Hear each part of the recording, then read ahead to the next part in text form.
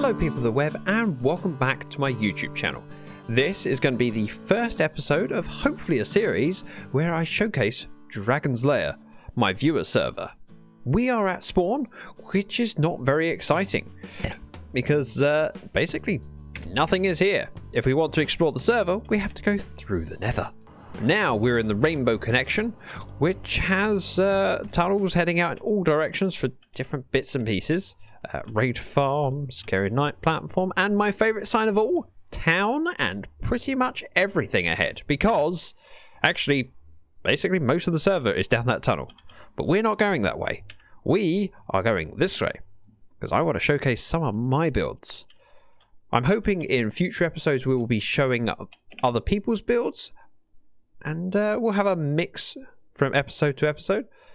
But this is the first farm I built before I even started my base.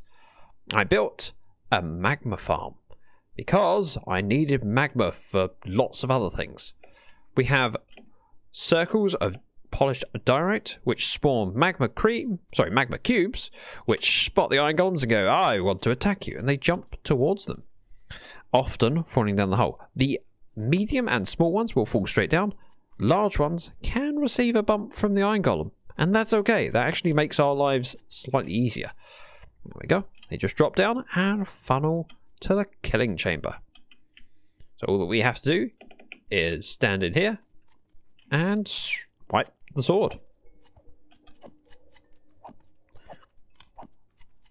Now, at one point I was planning on replacing this lava funnel with just a platform of wither roses, but since we gained access to wither roses, I haven't needed to come here and get magma because we have plenty.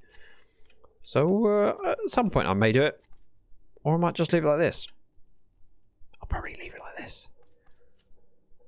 Now the reason that we needed lots of magma blocks was for other farms, one of which is down this pathway. This heads to the Gus farm. The server runs on a very vanilla set of packs in that all we have is extra scoreboards for tracking kills of all sorts of things, single player sleeps, and dragon drops. Dragon drops means that anytime you kill the ender dragon, you get a set of elytra. Now this little platform is built so that we can AFK and hear the Gus dying, but the one at the top is technically better for rates. You just don't get to hear them dying, which feels like a loss, but you know, it's acceptable if it means you get more drops. Just stand here and over time you will get gas, tears, and gunpowder. Now, we left the end closed for a long time until we had this built because we wanted to make sure that we didn't have a massive end file and everyone on the server could have at least a set of end crystals so they can summon the dragon and get their own elytra. I spent the first night after building this AFK, coming back expecting to find some gas tears. We ended up with enough to give everyone on the server multiple sets of crystals. And so I haven't been here for a while because it works, and it worked better than I ever expected. Now we have one more farm that I built that's above the nether roof that I want to share with you. Just head down the path back to the Magma Farm and then turn left. There it is. Wow. Left. Torches lighting the way to the gold farm. And I know what you're saying. This isn't a gold farm. The gold farm's up there. This is the sorting area for the gold farm. Well, this is the sorting area of the gold farm. All the drops come down this chute and they get sorted out into chests or shulkers. Rotten flesh actually being probably the most useful thing from this farm. Although gold not far behind because we have a bartering system. All we have to do is flick this switch. There's a little clock that means every now and then it spits out gold to these piglins that trade for all of this glorious stuff. I said trade for... Come on. Maybe I need a faster clock. There it is. So gold gets spat out, they trade, items get picked up by hoppers, going into the drop elevator, into the buffer system.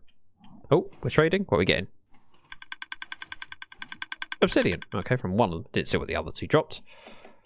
A little bit of a buffer system before the sorter, and some very useful bits and pieces. These are temporary. Ignore them. They're not here. The gold farm itself is a nem bomb design. It's one that you've probably seen in many different places, and it allows you to have both an AFK farm if you leave it open like this because they fall and die from fall damage, or press that button, it drags honey blocks across, breaking the fall of any zombie piglins so that you can kill them manually.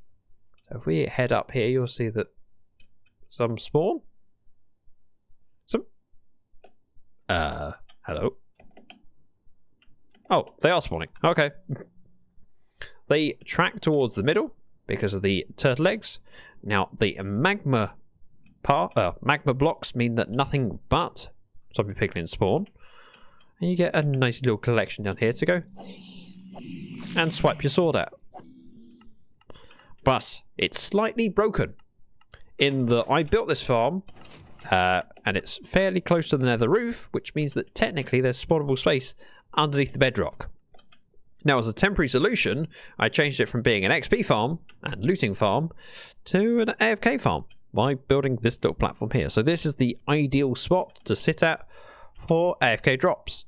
And temporary solution that turned permanent because actually the rates of this farm are so good, even just as an AFK farm, that I haven't really needed to upgrade it. So it stayed as it is. As you can see, they drop down quite regularly, giving us precious gold and rotten flesh. The rotten flesh being the most useful part, because if we head down this ladder back in to the rainbow connection, you'll see we have an ender portal, nether portal here, takes us to the trading hall. A project that I started, but so many people of the community have helped towards. We have wings of villagers. The first two are the librarians, weaponsmiths, armorers, toolsmiths, and fletchers. So you can get all of the enchantments you could possibly need, all the tools that you could possibly need,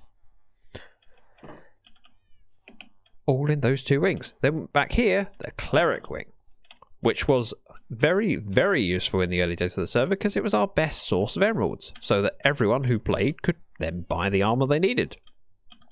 Further on down this wing, we have a small breeding area, which is currently full because Karis is clearly after some new villagers for something.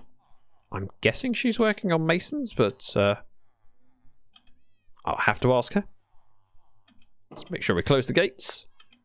Opposite the clerics, we have the mason wing, which, funny fact, used to be a lot longer. But we had 30-something masons in here, and it seemed unnecessary. So we drew it back to 6. Don't worry, the rest didn't die. We didn't kill them all. Some might have perished in the move. They've just gone to a better place. And I don't mean we killed them. I mean a better place. You'll see that in a moment. Then we have the farming wing with storage for farmables and farmers, all of which buy pumpkins and melons, because that's another good source of emeralds. Why is it a good source? Because we have an automatic pumpkin and melon farm. In fact, we have 2. Because up here, we have this one, pumpkin and melon farm, and a lot of space from other farms that used to be around here, but also because some people just like digging for the sake of digging.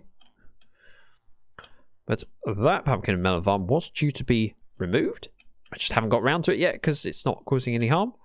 Down here, we have the actual farming area. And it's semi-automatic in that this button, if you press it, water will release from the back and push all of the nether wart onto this edge here so you can collect them and then replant. But I'm not going to because I don't want to replant all of those. That's a lot. Just imagine me pressing the button and the water flowing, it being majestic, items ending up on here, and me going, hooray, I have nether wart. What do I need nether wart for? Carrots, potatoes, wheat, nether wart, beets. Sugarcane is manual punching. Then we have pumpkin and melon farm down below. Nope, sorry. Melon and pumpkin. Damn it. One day I'll get it the right way around. We have a floor to decorate, 2 walls to decorate, and a ceiling. It's a work in progress. Now, with there being so many villagers in here, any farm should have a toggle switch. So the pumpkin and melon farm both have a lever, so you can turn them off. They also turn off automatically if the top double chest is full, which it isn't. So we're okay. If we were to pull that lever, if I jump down here, jump down here, jump down here, I can show you all the pistons extend, therefore disabling the farm. Just in case we needed to.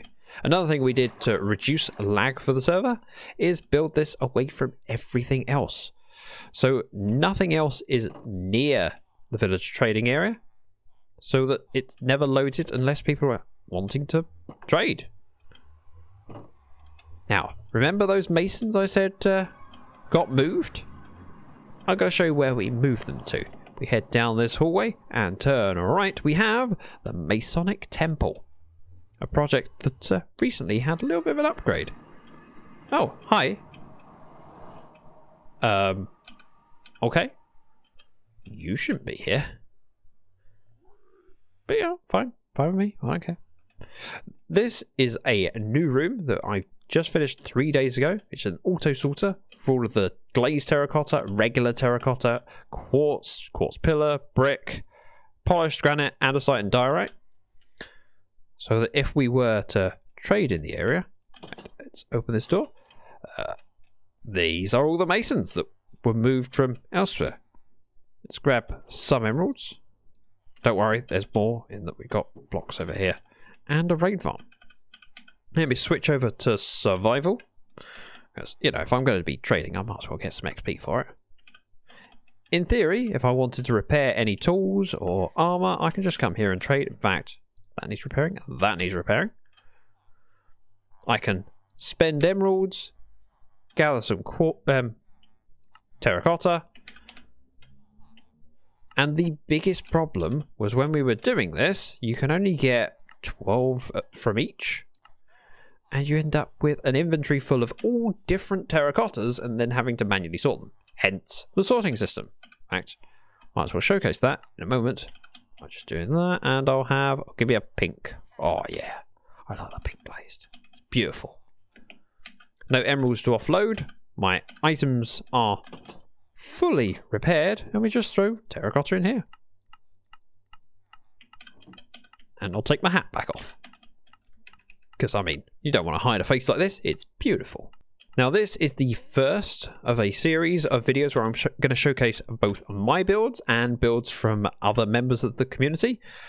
If you enjoyed this video, please hit that like button, as it really does help. Share if you can. But if you want to watch the builds whilst they're being built, may I suggest twitch.tv/ZactheDragon. That's where I go live regularly, in fact 3 times a week. So come join. Thank you very much for watching. I'll see you next time. Bye-bye. It's been a long hiatus here, but I've been very active on Twitch, and I now have a podcast called Creators Thoughts. Each episode is a brief look at a topic and my thoughts. Link is in the description.